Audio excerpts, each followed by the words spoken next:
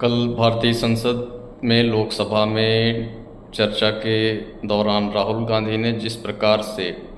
प्रत्यक्ष अथवा अप्रत्यक्ष जिस भी रूप में हम आप कह लें,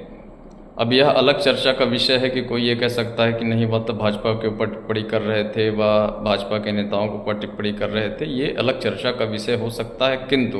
प्राइमा फेसी प्रथम दृष्टया उन्होंने जिस प्रकार से हिंदू सनातन वैदिक हिंदू धर्म को अपमानित करने का, उसे नीचा दिखाने का और टारगेट करने का प्रयास किया, वह तो स्पष्ट है, क्योंकि ऐसा कार्य वह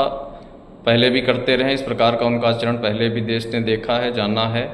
और वह कोई भी मौका, मेरे हिसाब से जहाँ तक मेरी स्मृति है, वह कोई मौका नहीं छोड़ते सनातन वैदिक हिंदू धर्म को अपमानित करने का, उसे टारगेट करने का। अब इसके पीछे कारण क्या है उसकी बाद में चर्चा कर लेंगे,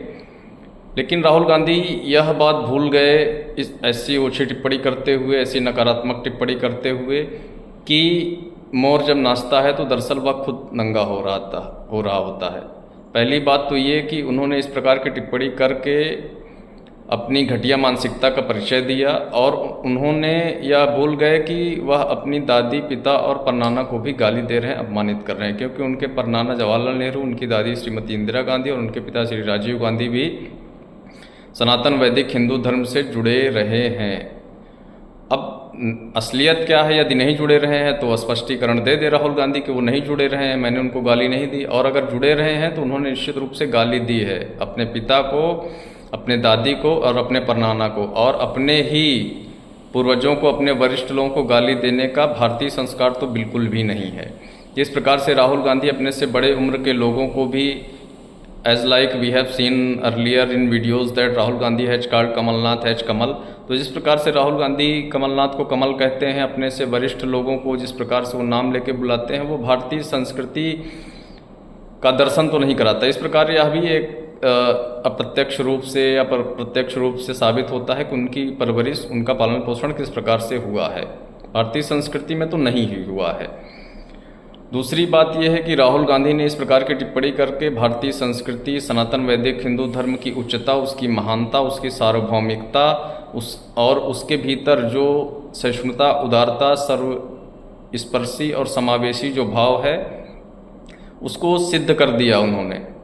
वो हिंदू धर्म को हिंसक बताना चाहते थे, किंतु उनके बयान से ही यह बात निकल के आई कि हिंदू धर्म कितना अहिंसक, कितना नॉन वायलेंट, कितना सहिष्णु, टॉलरेंट और कितना उदार है। क्योंकि अगर राहुल गांधी के मन में 1% भी ये बात होती कि नहीं हिंदू धर्म हिंसक है, प्रतिकार हो सकता है, मेरी ऐसी तैसी हो जाएगी, तो वो कभी इस प्रकार की टिप्पणी नहीं करते, उनकी हिम्मत ही नहीं होती, ना उनकी औकात होती इस प्रकार की टिप्पणी करके। क्योंकि क्या इस प्रकार की टिप्पणी वह अन्य किसी धर्म पर कर सकते हैं? कदापि नहीं करेंगे, क्योंकि उन्हें पता है कि मेरी ऐसी तैसी हो जाएगी, जीना मुहाल हो जाएगा।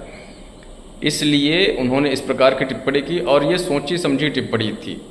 मैं स्पष्ट कहता हूँ, ये सोची समझी टिप्पणी थी राहुल गांधी की। वो हमेशा प्रयास करते हैं सनातन वैदिक हिंदू धर्म को नीचा दिखाने का और सनातन वैदिक हिंदू धर्मावलंबियों को जातियों में बांटने का।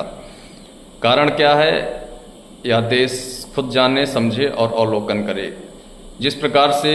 उनके ज्ञान की अगर बात किया जाए, जिस प्रकार वो अनेक बार वीडियो में देख चुके हैं हम आप, मंदिरों में बैठ के पूजा करने की उनकी जो शैली है, या ऊपर से जनेऊ पहनने की, तो वो स्पष्ट है कि उन्हें सनातन वैदिक हिंदू धर्म के बारे में कोई जानकारी है नहीं। उनके आसपास जो एक समूह है, जो बुझे हुए बल्ब की झालर है, जो वामपंथियों की, लेफ्टिस्टों की, जिहादियों की, कम्युनिस्टों की, भारत विरोधियों की, हिंदू विरोधियों की, वो जो बता देते हैं उस प्रकार राहुल गांधी टिप्पणी करते हैं। ये तो सुस्पष्ट दिख रहा है, इसमें कहीं कोई भ्रम नहीं है। और तीसरी बात